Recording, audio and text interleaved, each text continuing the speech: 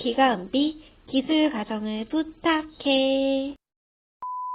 저작권과 초상권을 지켜주세요. 본 영상에는 프리픽스 이미지가 일부 포함되어 있습니다.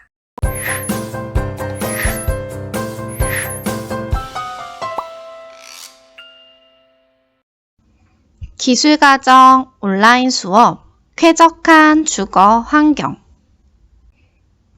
이 집에 어떤 사람이 사는 것 같나요? 첫 번째 집은 자연을 사랑하는 시골 소녀가 살 것 같고, 두 번째 집은 빛나는 조명과 건물을 사랑하는 도시적 여성이 살 것 같아요. 요즘도 자연인으로 살아가는 사람도 있고, 도시의 높은 건물에 파묻혀서 사는 사람도 있어요. 심지어 이 건물에는 똑같은 구조의 집들이 잔뜩 있었지만 저마다 다른 환경을 꾸미고 살아가고 있어요. 구조가 똑같다고 다 똑같은 집이 아니죠. 집은 그 사람을 나타내요. 집이 사람을 나타내기도 하지만 사람들이 집으로부터 받는 영향도 커요. 좋은 영향을 받고 살 수 있도록 주거 환경에 대해 알아봅시다. 먼저 주거 환경과 건강의 관계에 대해 알아볼게요. 개인이 됐든 가족이 됐든 사람들은 집에 살아요. 개인과 가족의 삶이 이루어지는 환경이 바로 집이죠. 사람들은 집 안에서 휴식도 하고요. 수면, 잠을 자기도 하고 가사, 집안일을 하기도 해요. 육아, 아이들을 키우기도 하죠. 집은 쾌적해야 하고 안전해야 합니다. 이런 환경에 살 때 사람들은 건강해질 수 있고요.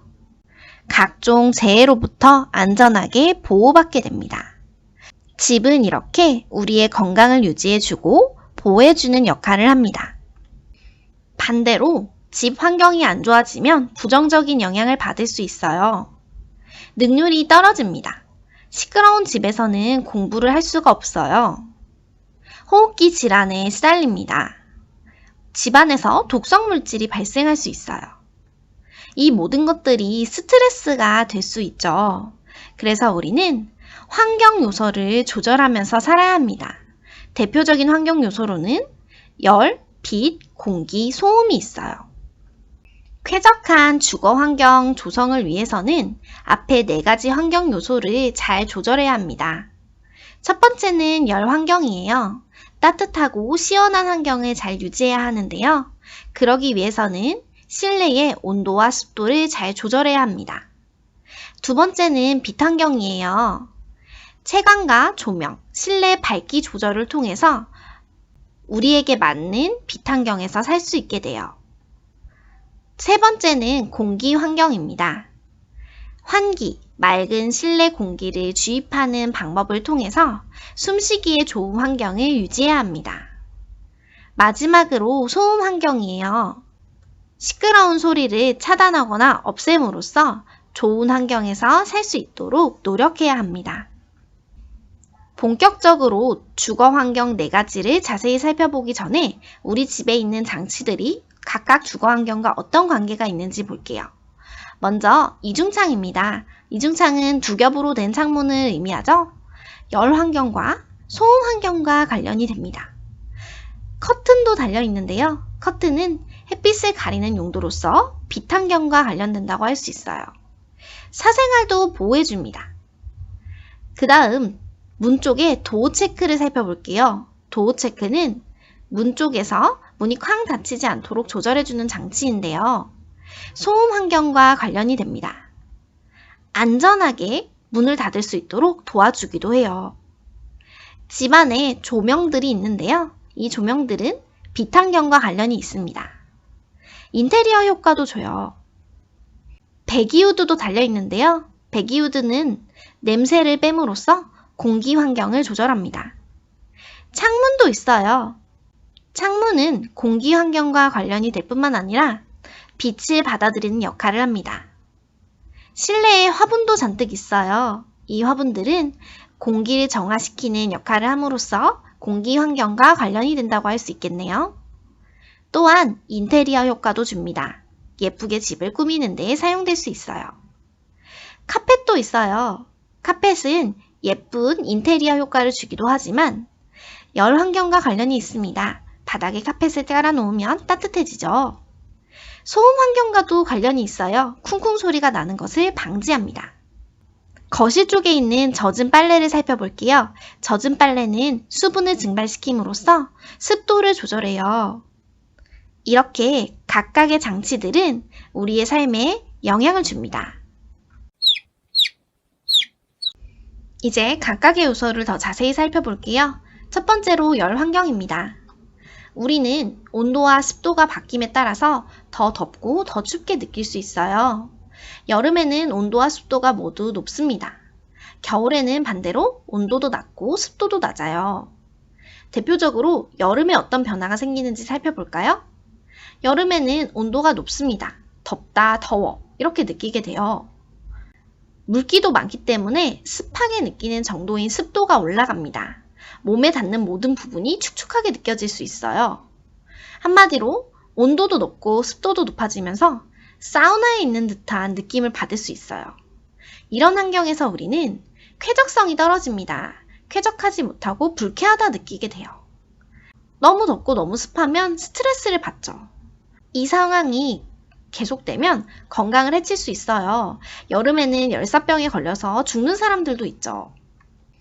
그러면 실내 온습도를 조절하는 방법에 대해 알아볼게요. 절반으로 나눠서 살펴볼게요. 왼쪽은 온도가 낮을 때입니다. 바람이 부는 게 보이죠? 오른쪽은 온도가 높을 때예요. 햇빛이 쨍쨍 비치고 있네요. 왼쪽이 겨울철이라고 할 수 있을 것 같아요. 이 겨울철에는 열의 손실을 줄이는 것이 중요합니다. 열기가 밖으로 빠져나가면 너무 춥잖아요. 반대로 온도가 높을 때는 여름철이라고 할 수 있는데요. 이때는 열을 차단해서 바깥에서 열이 들어오지 않도록 하는 것이 중요합니다. 겨울철에는 습도가 낮아요. 건조하게 느껴질 수 있고요. 여름철에는 반대로 습도가 높습니다. 이 두 가지 환경을 조절하는 방법에 대해서 살펴보도록 할게요. 온도를 조절하는 방법을 자세히 살펴볼게요. 반으로 나눴을 때 왼쪽이 실내 온도가 낮은 경우입니다. 우리나라에서는 겨울철에 해당이 되죠. 이때 실내 적정 온도는 18에서 20도씨로 유지하는 것이 중요한데요. 그러기 위해서는 난방을 잘해야 해요. 에너지 소비 효율이 높은 난방 기기를 사용하는 게 좋죠. 전자기기에 1등급, 2등급, 3등급 이렇게 등급이 써져 있는 걸 본 적이 있나요? 이게 바로 에너지 소비 효율인데요. 적은 에너지를 사용해서 높은 효과를 내는 것이 에너지 소비 효율이 높은 기기라고 할 수 있어요. 한마디로 효과가 좋은 난방 기기라는 뜻이죠.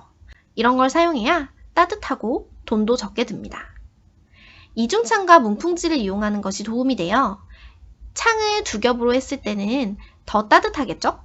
이 소년이 하고 있는 것처럼 틈새에 붙여서 틈새로 바람이 오고 가지 않도록 해야 합니다. 요즘에는 뽁뽁이를 많이 창에 붙여요. 이 뽁뽁이 안에 들어있는 공기가 집을 따뜻하게 유지해줍니다. 양말을 신고 내복을 입는 것이 도움이 돼요. 이렇게 완전 무장을 하고 집에 있으면 난방 기기를 세게 틀지 않아도 되죠. 난방 온도를 1도씩 낮췄을 때 4%의 에너지 절약 효과가 난다고 해요. 이런 장치들이 난방비 폭탄을 맞는 것을 방지해 줍니다. 반대로 실내 온도가 높을 때를 살펴볼게요. 여름철이겠네요. 실내 적정 온도는 26에서 28도씨입니다. 에어컨의 온도가 27도로 설정되어 있는 게 보이시죠? 이때 중요한 것은 실내와 실외의 온도차가 5에서 6도 이상 나면 안 된다는 거예요. 그 이유는 냉방병이 발생할 수 있기 때문이에요. 냉방병은 냉방을 너무 심하게 해서 걸리는 병인데요. 실내에 너무 시원하게 있다가 바깥에 더운 온도를 맞이하면 급격한 온도 차이로 인해서 감기에 걸리게 됩니다. 선풍기를 함께 사용하는 것이 도움이 돼요. 그림에도 선풍기가 나와 있죠? 선풍기는 환기를 도와줄 뿐만 아니라 냉기가 순환하게 해서 냉방 효율을 더욱 높여줍니다. 습도를 조절하는 방법에 대해서도 알아볼게요. 실내 습도가 낮을 때는 어떻게 해야 할까요? 우리나라의 겨울철에 해당이 됩니다. 이때는 물기가 너무 부족해서 건조하다고 느낄 수 있어요. 피부도 당기죠. 코 기관지, 폐 등 호흡기에 이상이 생깁니다. 그래서 감기에 더욱 잘 걸리게 돼요. 목재 가구도 건조 증상으로 인해서 뒤틀리는 경우가 생깁니다. 이때는 가습기를 사용하는 것이 도움이 돼요. 젖은 빨래를 걸어두면 빨래 안에 있던 물기가 마르면서 공기중으로 습기가 공급됩니다. 어항과 화초와 같은 물기가 있는 물건을 놓는 것도 도움이 돼요. 실내 습도가 높을 땐 어떻게 해야 할까요? 여름철 장마기간 같은 경우가 해당이 되겠네요. 이때는 물이 너무 많아서 축축하다고 느낄 수 있어요. 땀이 기화되지 않아요. 땀이 증발되지 않음으로써 더 덥다고 느껴질 수 있어요. 반대로 물이 너무 많기 때문에 물 좋아하는 세균과 곰팡이가 번식하게 됩니다. 이때는 햇볕이 쨍쨍한 날 이불, 베개, 옷과 같은 것들을 말려주는 게 도움이 되어 살균 효과도 더불어서 얻을 수 있습니다. 이때 제습제나 제습기를 사용하는 것도 도움이 됩니다. 기계나 물건들이 물기를 빨아들여서 좀 더 쾌적한 환경이 될 수 있도록 도와줘요. 꼭 제습기를 사용하지 않는다고 해도 에어컨을 사용하면 자동으로 제습 기능을 도와주죠.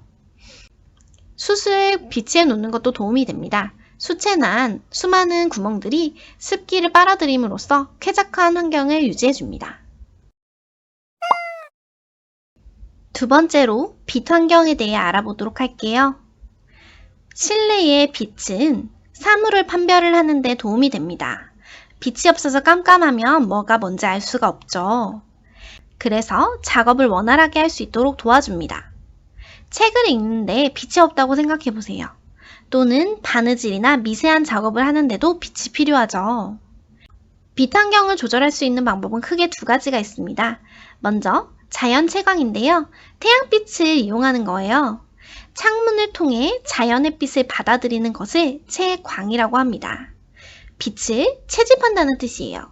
이때 자연 햇빛을 사용하기 때문에 살균 및 소독 효과가 있습니다. 그 이유는 자외선이 있기 때문인데요. 여러분 자외선 소독기 본 적 있죠? 이 자외선이 균을 죽여주는 역할을 하게 됩니다. 빛을 받았을 때 쾌적하다고 느끼게 되어 습기를 줄여주기 때문이죠. 그래서 위생적인 환경이 유지될 수 있도록 도와줍니다. 자연 채광은 창문을 통해 이루어지기 때문에 창문의 역할이 중요한데요. 창의 위치, 종류, 모양, 재료에 따라서 채광의 정도가 달라집니다. 빛의 양을 조절하기 위해서 우리는 커튼, 블라인드, 발과 같은 장치들을 사용하기도 해요. 자연 채광과 반대되는 것으로서 조명을 사용할 수 있습니다. 스탠드를 떠올리면 되겠네요. 인공적으로 빛을 만들어내는 것을 조명이라고 합니다. 자연 채광만으로 실내 빛의 양이 충분하지 않을 때 우리는 조명 기구를 이용해서 빛을 밝히곤 해요. 주로 밤에 해당이 되겠죠. 이번에는 조명을 분류해 보도록 할게요. 빛을 비추는 범위에 따라서 전체 조명과 부분 조명으로 나눌 수 있습니다. 전체 조명은 공간 전체를 밝게 하는 조명 방법이에요. 거실에 중앙에 걸려있는 천장등을 떠올려 보면 됩니다. 부분 조명은 반대로 한정적인 공간을 비추는 조명 방법입니다. 일부분만 밝게 하는 테이블 스탠드를 떠올려 보면 될 것 같아요. 빛이 퍼지는 확산 방식에 따라서도 조명을 나눌 수 있어요. 크게 세 가지로 나눌 수 있는데요. 직접 조명, 간접 조명, 전반 확산 조명이 있습니다. 직접 조명은 빛을 직접 작업면으로 비추는 방식인데요. 주로 천장에 닿는 조명의 경우 위에서 아래로 빛의 방향이 향하게 됩니다. 그렇기 때문에 90에서 100% 정도 조명이 뿜는 빛의 양은 아래로 향하게 되는데요. 높은 조도를 얻을 수 있습니다. 한마디로 밝다는 뜻이죠. 반대로 0에서 10%의 빛은 위쪽으로 새어나가게 되는데요. 그렇기 때문에 위쪽이 어두워져서 그림자가 생깁니다. 이건 단점이라고 할 수 있겠네요. 간접 조명은 반대로 빛을 천정이나 벽에 반사시켜서 이용하게 됩니다. 90에서 100%의 빛을 위쪽으로 쏴요. 그 빛은 천정을 맞고 반사되어 아래쪽으로 다시 내려오게 되죠. 0에서 10%의 빛은 밑으로 새어 내려오게 됩니다. 빛이 한번 반사됐다 내려오기 때문에 부드러운 분위기, 요즘 말로 무드 있는 분위기가 형성이 됩니다. 반대로 빛을 바로 아래로 쏘지 않고 한 번 위에 부딪혔다가 내려오게 하기 때문에 비경제적인 조명이라고 할 수 있어요. 전반 확산 조명은 반투명 재질의 글로브를 사용해서 빛을 모든 방향으로 확산시키는 조명입니다. 바깥에 걸려있는 원형 조명, 가로등 조명을 떠올리면 되는데요. 요즘은 이렇게 무드등이라고 해서 물체의 모든 방향으로 빛이 나가게 하는 조명들이 많이 있어요. 40에서 60%의 빛이 모든 방향으로 퍼져나가게 되는데요. 반투명 재질을 이용하기 때문이에요. 장점은 눈부심이 거의 없다는 것입니다. 빛의 효율이 40에서 60%밖에 안 나오기 때문이죠. 그림자도 약해요. 모든 방향으로 빛이 확산되기 때문이죠. 빛을 낼 수 있는 조명 기구의 종류와 기능에 대해서 알아볼게요. 파란색으로 표시하는 것들은 전체 조명입니다. 천장등이네요. 천장에 달려있는 것들은 다 천장등이라고 해요. 전체 조명에 해당이 되고요. 그 옆에 샹들리에도 있습니다. 샹들리에는 주로 천장이 높은 집에 사용이 돼요. 체인이 달려있어서 아래쪽까지 조명을 쏴줄 수 있거든요. 그리고 등의 개수가 많기 때문에 보통 아름답게 느껴지기도 하고 높은 조도를 얻을 수 있습니다. 이제 부분 조명을 살펴볼게요. 이건 브래킷인데요. 벽에 붙어있는 조명을 의미합니다. 똑같이 벽에 붙어있지만 고개를 까딱까딱 움직일 수 있는 스포트라이트도 있어요. 방향을 조절할 수 있기 때문에 미술관이나 카페 같은 곳에서 사용을 하게 돼요. 요즘에는 레일에 스포트라이트를 잔뜩 달아서 아름답게 연출하기도 하죠. 플로어 스탠드도 있습니다. 플로어는 바닥이고요. 스탠드는 세워서 사용한다는 뜻이에요. 그래서 확대를 해보면 이렇게 생긴 조명 집에서 많이 사용하죠. 반대로 테이블 위에 올려서 사용하는 경우도 있는데요. 이 경우는 테이블 스탠드라고 합니다. 현관에 달린 조명, 푼라이트인데요. 발 쪽에 비춰주는 조명이기 때문에 푼라이트라고 하는 겁니다. 이렇게 다양한 조명들을 용도에 맞춰서 우리는 사용할 수 있습니다. 세 번째로 공기 환경입니다. 우리를 두렵게 하는 코로나 바이러스, 미세먼지가 요즘 극성이죠. 그래서 집에만 있으라고 하기도 하고요. 마스크를 사용하기도 합니다. 이 모든 것들은 공기를 통해 퍼져요. 인간의 호흡과 활동도 공기 환경에 영향을 줍니다. 숨을 쉴 때 이산화탄소를 내뿜게 되죠. 건축 자재를 무엇을 쓰느냐에 따라 독성 물질이 나오기도 하고 더욱 환경에 유익할 수도 있습니다. 냉난방 기구의 사용도 공기 환경에 영향을 줍니다. 안 좋은 공기 환경이 계속되면 호흡기 질환에 걸릴 수 있어요. 그렇기 때문에 공기를 순환시키기 위해서 환기가 필요합니다. 그렇다면 맑은 실내 공기를 유지하기 위해서는 어떻게 해야 할까요? 환기를 해주어야 해요. 환기는 말 그대로 공기를 교환한다는 뜻이에요. 정체되어 있던 공기를 외부로 빼주어서 오염물질을 제거하고요. 실외의 깨끗한 공기를 내부로 받아들여야 하죠. 환기의 방법은 크게 자연환기와 기계환기로 나눌 수 있습니다. 일단 자연환기는 문과 창, 틈새를 이용해서 공기를 이동시키는 방식인데요. 오염되고 따뜻한 지방 공기를 바깥으로 유출시켜야 하고요. 시원하고 깨끗한 바깥 공기를 유입시켜야 합니다. 그 창구가 문이나 창문, 틈새가 되는 것이죠. 자연환기를 잘하려면 통풍이 중요한데요. 바람이 통하게 되는 것을 의미합니다. 공기의 흐름을 방해하는 가구를 치워야 바람이 잘 통하겠죠. 그리고 창과 문을 크게 하는 것이 통풍에 도움이 됩니다. 집을 기준으로 살펴봤을 때 맞바람이 치게 하는 것이 중요한데 그러기 위해서는 창문을 양쪽으로 마주보게 배치해야 하죠. 기계환기의 경우는 환풍기와 배기후드, 공기청정기를 이용하는 방식인데요. 기계를 사용하는 방식을 모두 기계환기라고 해요. 욕실과 화장실에는 습기와 냄새가 가득합니다. 이것을 빼주기 위해서 그림에 있는 환풍기를 사용하게 되는 거죠. 또한 부엌에는 음식 냄새가 나고 음식을 만드는 데에 연소 가스가 나오게 돼요. 불을 사용하기 때문이죠.